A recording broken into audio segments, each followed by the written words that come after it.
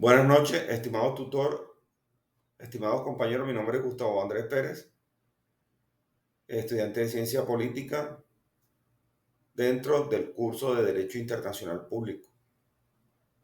Soy el presentador en este caso. Teniendo en cuenta la aplicabilidad en la fase número 4, analizaremos el caso de Franklin Guillermo Ayzala Molina. Tenemos reflexión y propuestas de solución. Análisis del informe 112-10 de la Corte Interamericana de Derechos Humanos. Contexto del caso. El caso de Franklin Guillermo Ayzala Molina, analizado en el informe de la Corte Interamericana de Derechos Humanos, plantea importantes cuestionamientos respecto a la protección de derechos humanos en contexto de operaciones militares y de jurisdicción entre estados. A continuación propongo dos soluciones desde un enfoque político y desde un enfoque jurídico.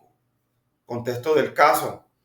Franklin Ayzala fue presuntamente ejecutado extrajudicialmente por fuerzas militares colombianas en una operación denominada Fénix, llevada a cabo el 1 de marzo del año 2008 en el gobierno de Álvaro Uribe Vélez. Esto suscitó alegaciones por parte del Estado de Ecuador a través de su presidente en el momento, Rafael Correa, quien suscitó presuntas violaciones a los derechos humanos conforme a varios artículos de la Convención Americana de los Derechos Humanos. Objeto de reflexión del caso. El caso de Franklin Ayzala reflexiona sobre los límites de la soberanía estatal y responsabilidades internacionales derivadas de acciones estatales extraterritoriales. Cabe resaltar que estas acciones se presentaron en frontera entre Colombia y Ecuador. La ejecución presuntamente extrajudicial por fuerzas militares colombianas durante la operación Fénix plantea dilemas sobre el respeto a los derechos humanos en contexto contra la lucha contra el terrorismo y grupos armados ilegales relacionados con insurgencia y narcotráfico, en este caso la guerrilla de la FARC en el año 2008. Tenemos tema central, el dilema ético, como lo observamos, y la implicación, impacto de las relaciones bilaterales y el uso del derecho internacional como marco regulador de esta disputa. Acá tenemos el video Son un de centenar de los hechos. fotografías obtenidas por Noticias RCN que muestran los momentos en que los comandos de la policía y las fuerzas militares ingresaron al campamento en el que fue abatido Raúl Reyes. En varias imágenes aparecen algunos miembros de la fuerza pública tomándose fotos con el cadáver del jefe guerrillero. También la angustia de un enfermero de combate que atendió a varias mujeres que se encontraban en el campamento en el momento del bombardeo, entre ellas la mexicana Lucía Moret. En esta fotografía se ve el cuerpo de Franklin Ayzala al lado de dos policías y un comando de las fuerzas militares, mientras trasladaban el cuerpo de Raúl Reyes. El armamento que había en el campamento y esta especie de despensa que deja en evidencia que no era un sitio de paso para las FARC también quedaron registrados. Más de 50 fotografías de cuerpos de presuntos guerrilleros muertos que nos abstenemos de publicar por su crudeza están en el archivo. La serie termina con varias fotos del grupo élite que participó en la Operación Fénix, cuando contentos por el resultado, posan dentro de un avión oficial.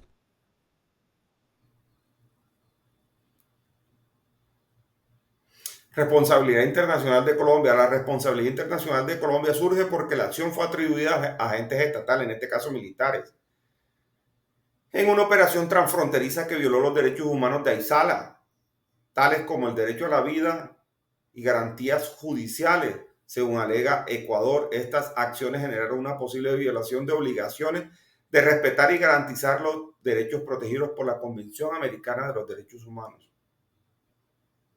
Aquí podemos observar la causa, la implicación y los resultados. Propuesta política.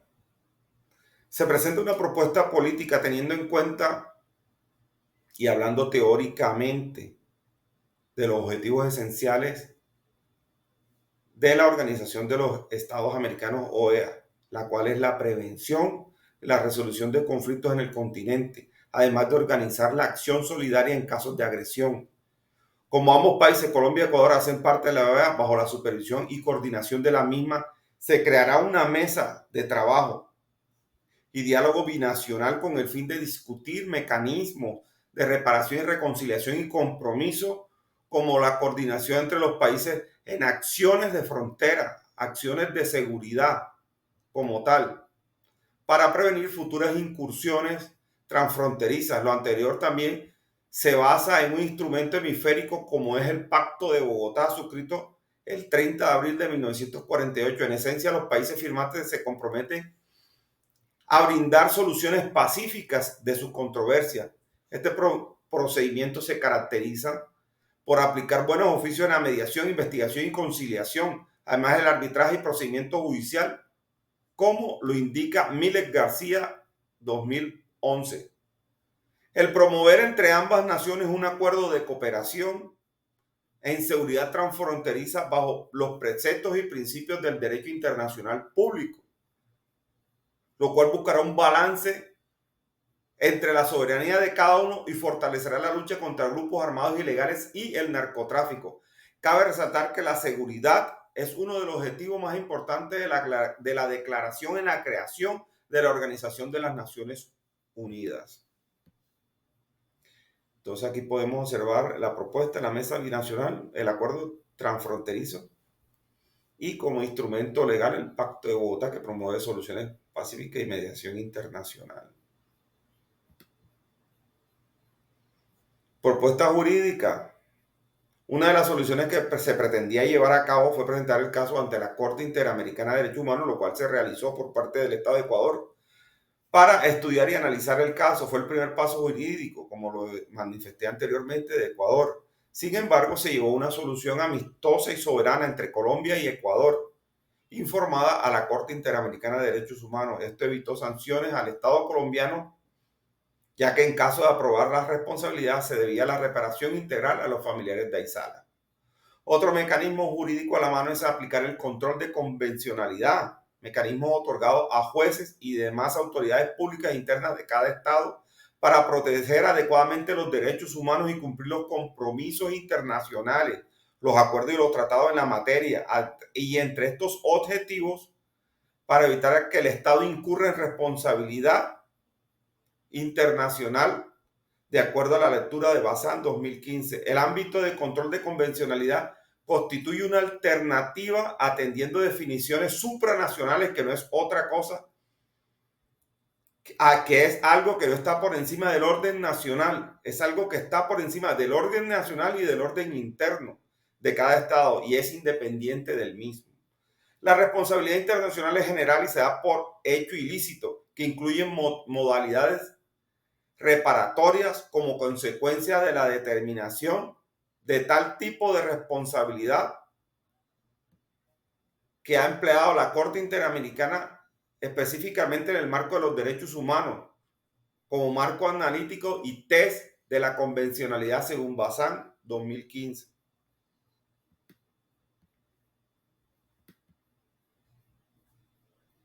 Conclusión, bueno, se llega a la conclusión de lecciones aprendidas en la importancia de los derechos humanos en los contextos de seguridad y relaciones internacionales en el derecho internacional público.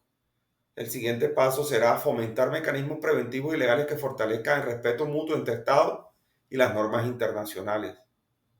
Termino con la frase: la responsabilidad internacional es el reflejo del compromiso con los derechos humanos, con la paz, hablando en el marco del derecho internacional público. Los dejo. Muchas gracias. Feliz noche.